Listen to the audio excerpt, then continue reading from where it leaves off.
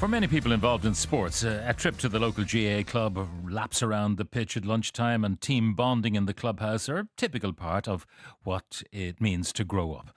But this is not the experience of those living in the Liberties area of Dublin. Over 8,000 children are without a green area to play in. Joining me now is JJ O'Mahony, chairperson of Sporting Liberties. JJ, good morning. Good morning, Pat. Hi, how are you? I'm very well. Now, you were on Off the Ball. That's where we heard you talking about this problem. I'm familiar with the area, and for the life of me, I'm trying to think of where you might find a green space. Well, you'd be thinking for quite a while, Pat, because you won't find a place. You won't find a place where you're going to place one sanctioned game of sport in that area. There's 8,500 children under the age of 19. There's 13 schools in the area that don't have a place where they can play one sanctioned game of sport. And we commissioned Professor Gerald Mills from UCD to do a study of the area. And this area ranked 93rd of 93 areas in Dublin for worst served for green space. Okay? Now, you have nearby a huge park, the Phoenix Park. And I know people listening will say, why don't the kids mooch up to the Phoenix Park from the Liberties? It's not a million miles away, and use some of the open green spaces there for recreation. What do you say to that? Well, if you're a kid, so that's fine for some people where you have good structures at home, strong family. But for many of these kids in this area, they don't have this. So Phoenix Park might as well be in Australia. It's so far away from those. For them to make their own way up to there, and that's the bottom line with some of this. The crux of the problem. You have some families in there where they have unstructured homes that there's no way they're going to be bringing to So sport. it needs to be local. It needs to be nearby. Yes, society needs to provide a safety net to those children that aren't fortunate enough to have some of the structures that many families. And sorry, Pat, don't get me wrong here, is that there's pockets of this area are fantastic areas, really good, but there are pockets that live in dire situations where some of the kids don't even have a prayer of making it to a football field. Now, the question is, where do you find a green space? This is an area, an old industrial area, if you like, is centred around the Guinness Brewery, but there were other activities in the various squares and alleys and lanes. It doesn't speak of green space at all, and hasn't forever.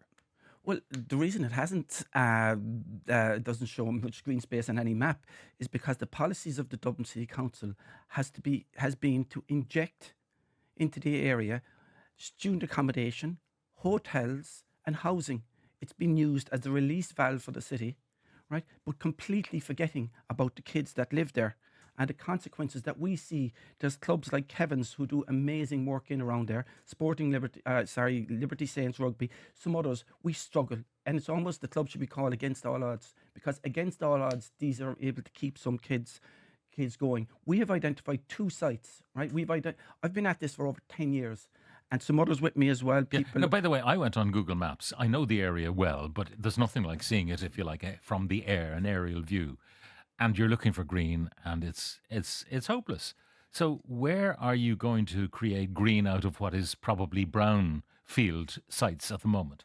Okay, so our issue is that if you go back to the Teresas Gardens sites, which, remember, saved so many lives in the heroin epidemics of the 80s, right?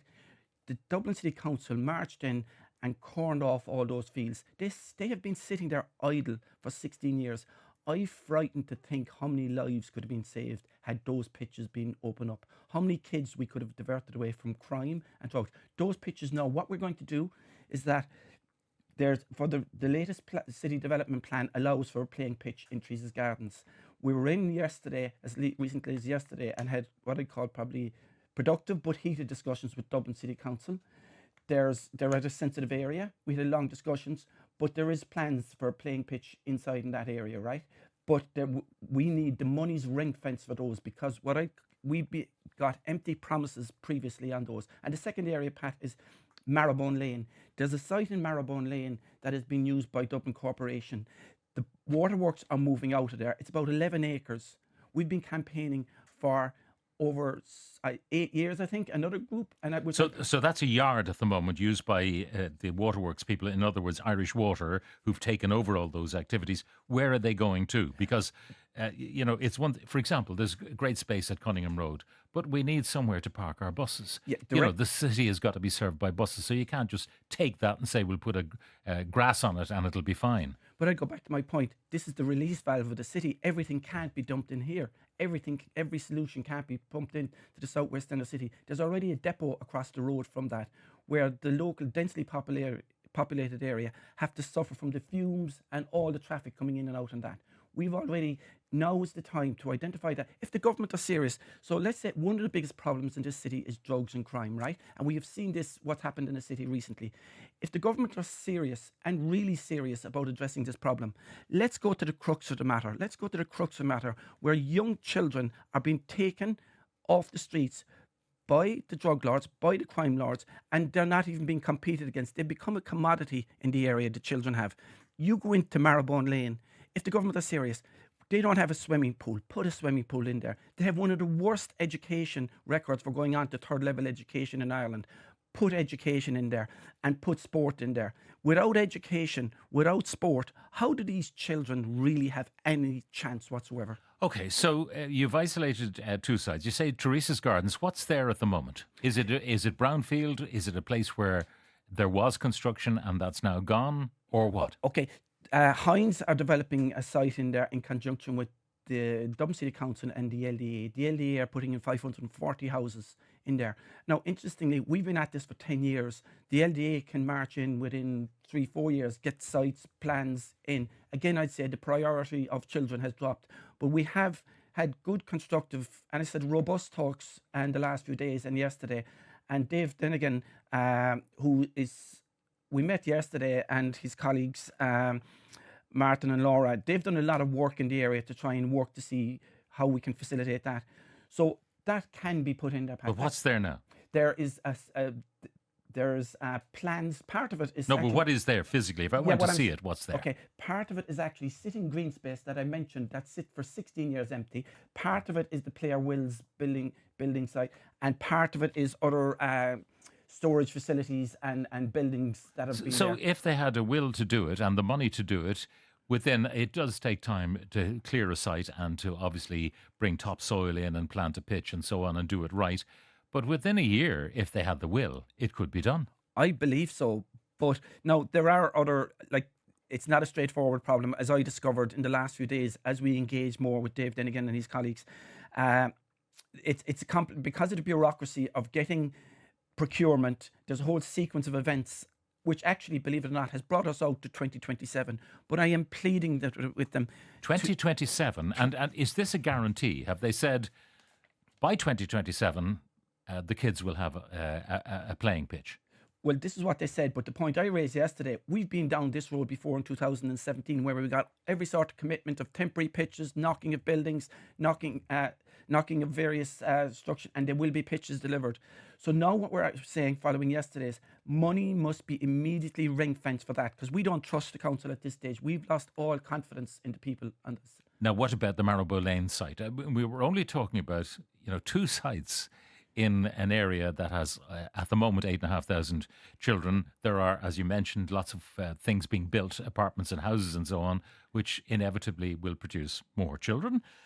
So that number is likely to go up. So Marrowbone Lane, how far away might that realisation be? So it should be a lot more advanced than where we are, right? So as I said, 8 years we've been knocking at the doors of Dublin City Council. They are reactive rather than proactive on this site. So where we are is that they haven't even come up with drawings, they haven't come up with plans. But what I say, remember, this is a site of 11 acres. 11 acres. We're probably for a football pitch, soccer pitch, and I'm talking multi-sport, GAA, soccer, rugby, boxing, all of those, is that area, we immediately, if there was a will, you could deliver on that site within 18 months, I feel, a playing pitch to get kids off the street. I'll read you, JJ, some of the comments coming in. The old city basin beside James Hospital would be perfect. I'm not sure if you've looked at that.